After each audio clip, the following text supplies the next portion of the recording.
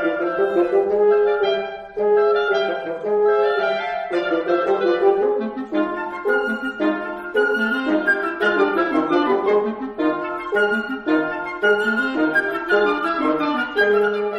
and welcome to Los Revolucionarios, a program devoted to the work of Latinx artists and creative producers who are changing the face of opera on and off stage. My name is Sandra Raquel Bengochea, and on behalf of Opera Cultura, I'm so proud to welcome Claudia Chapa, arts administrator, program curator, and performer. Mexican mezzo-soprano Claudia Chapa is a versatile performer in high demand nationwide.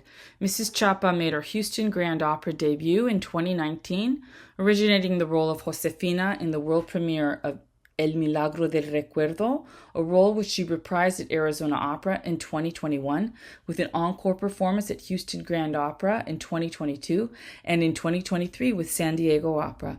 This season, Chapa will be the featured mezzo soloist for Opera Southwest's New Year's Eve Gala and has roles in company debuts which include Lupita in Cruzar la Cara de la Luna with Austin Opera, Ruth in Pirates of Penzance with Opera San Antonio, and the role of Gertrude in Romeo and Juliet with Dallas Opera.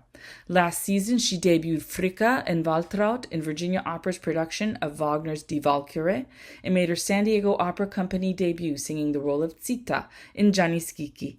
Chapa was a featured soloist for Austin Opera's Bella Noche de Música, where she served as a curator and co-producer. Bella Noche de Música is currently streaming on PBS nationwide. In addition to her active performing career, Chapa is a concert curator specializing in Hispanic Latinx programming. Chapa participated in a concert she co-curated entitled Entre Amigos, which opened Fort Worth Opera's historic 75th season. She was recently appointed inaugural curator of Hispanic and Latinx programming for the Austin Opera. She also curates concerts at the Consulate, Conciertos en el Consulado, in the new partnership between Austin Opera and the Mexican Consulate. Mrs. Chapa is a grant recipient from the Olga Foray Foundation and studied vocal performance at the Butler School of Music at the University of Texas at Austin. Tell me about how you first got interested in music and opera, and what excites you about opera. Well, opera came to me, I didn't go to her. And so I think culturally, at least for myself, I'm an immigrant, I'm Mexicana. We always had singing, dancing, drawing at the house. That's constant. And so my parents, from an early age, saw that I leaned towards singing a lot. So they cultivated that. Not with like resources, but like, tu canta, mija. They'd always just kind of put me in a position to sing for people. And then once we immigrated to the US, I was very shy. So my mom decided to put me into choir because it was the easiest way for me to make friends. And it's a choir, shouldn't be too bad. And we weren't necessarily in a very affluent neighborhood. So this was the best way for her to keep track of us through music, something simple like that. But I always sounded weird. I always didn't sound like a regular kid. It always sounded just a little different. So as I got older, I also had the luck of being in public schools that had music teachers, which is a big thing. A lot of those programs are dying in the public school system. But I was lucky enough to have these teachers who were like, you should try this and you should try that. And so by the time I was in community college, I was going to be a registered nurse. That's what I wanted to go into, but I wanted to join the chorus at the community college because siempre me ha gustado cantar. I've always liked to sing, especially in a group in a community setting. Like there's really nothing like it. So when I started singing at the chorus there, that's when the lead chorus director, who happened to be the music chair, decided to offer me voice lessons. He said, you don't have to, pero te los ofrezo for free.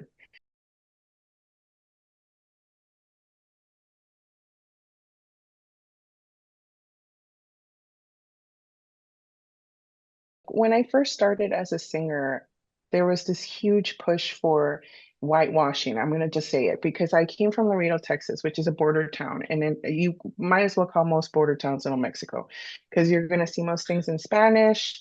You're going to be speaking mostly, it's a Spanish dominant towns. which I love. So it was a huge culture shock when I transferred over to UT and moved to Austin, Texas. Huge culture shock for me. And then once I started in school, wasn't, it was never verbalized, but I felt that it was like an underground tone of you need to whitewash. I can hear your accent that you're from the valley. I can hear your accent, so you need to clean it up. And Mm, I can, you know, these kind of like the way you present yourself. And again, it's not blatant, but it's there. And so I started feeling that pressure, just like when I first moved to the US, to speak less Spanish, speak more English, and sort of really assimilate to your colleagues. There wasn't a lot of Latina people. I didn't see a lot of us. Or if I did, there were several steps ahead of me. There was nothing in the middle for me to look at to kind of gauge myself. Either they're already superstars or they're at my level where we're just starting. And I wasn't seeing someone in the middle to kind of understand what the goals were. So I felt out of place and I felt like I had to catch up. I just felt like I was drowning half of the time. And then I decided to just sort of stop thinking about that and move forward. I am an immigrant. I am proud of it. I'm gonna add it on my bio. So I just started adding it on my bio. Mexican mezzo soprano. Those are the ways that I could at least somehow connect because cultura has always been a huge part of me, and it's like part of this, like, what's it, the tapestry of who I am. You know, you can't really separate those threads. You can try to mute them, but you can't separate them. So it was a little tough at the beginning. And then once I started kind of getting my career going, I started getting these really nice little notes either through Instagram or Facebook on younger chorus people or audience members who were going, it was really nice to see a Latina out there. It was really nice to see you on front of the orchestra. It was really nice to see your name and that you're proud of your heritage. And I started noticing, okay, so it is important. mhm. Just like I needed someone to look at, it is important for other people to see that as well. I'm not the only one. Representation. Yeah, I wasn't the only one wanting it or not understanding why, like, what's the gap? How come we're not here?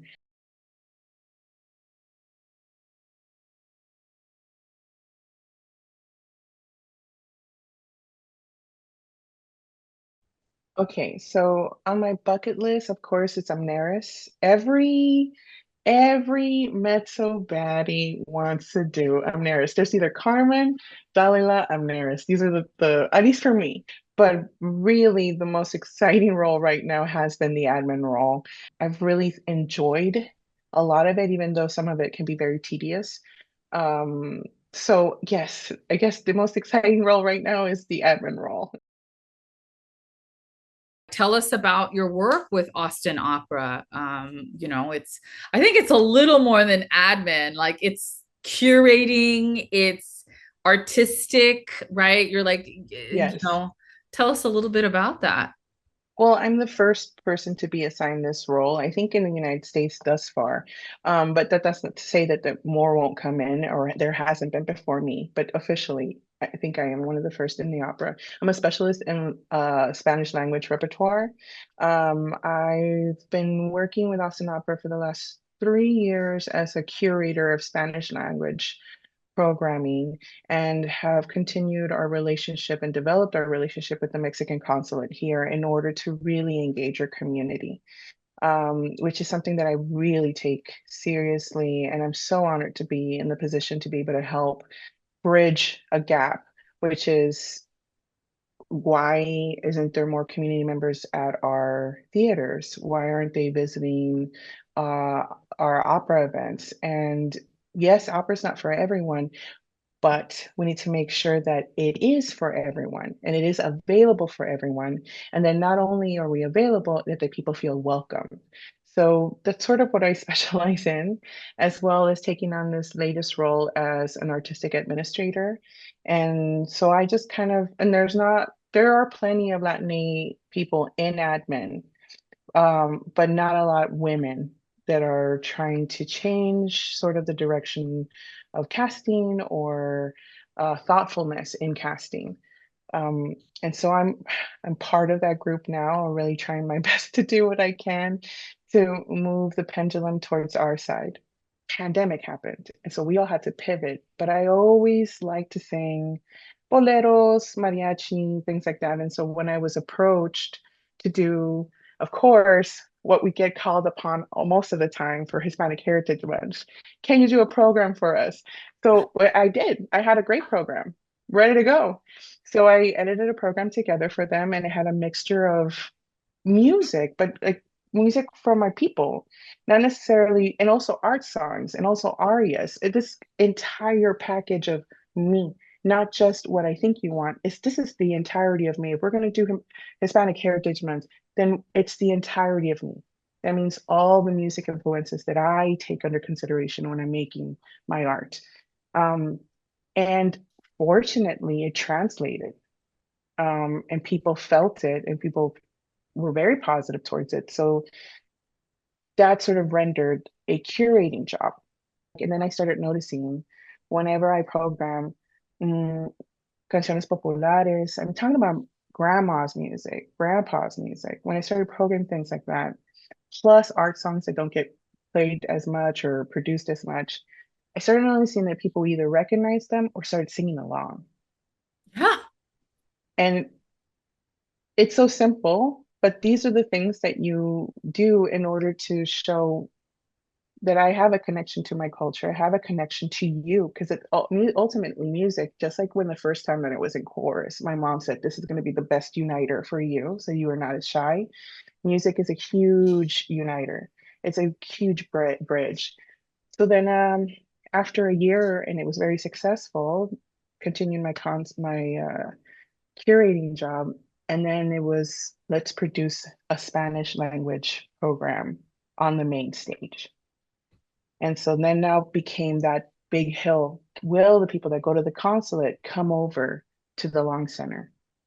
Because it's one thing, if, of course, for an organization to go to the community, but it's the community trusting me enough to come to here, to this big building that seems sort of alienating for a lot of people. Mm-hmm. And fortunately, because of all the work we had done prior to having our main stage production, we were able to have a lot of people come over and react positively to being in a space that usually they would never take up. We started a relationship with Bellas Artes in Mexico and started working with their young artists. We brought some over. We did a huge concert free to the community, and it was streaming in PBS for the next year. And thankfully, those materials were able to be used by those artists, and some of them have management now. So it's just been little things here and there to get to where I am right now. But I take a lot of pride in the feelability and the authenticness that I can bring um, to this environment.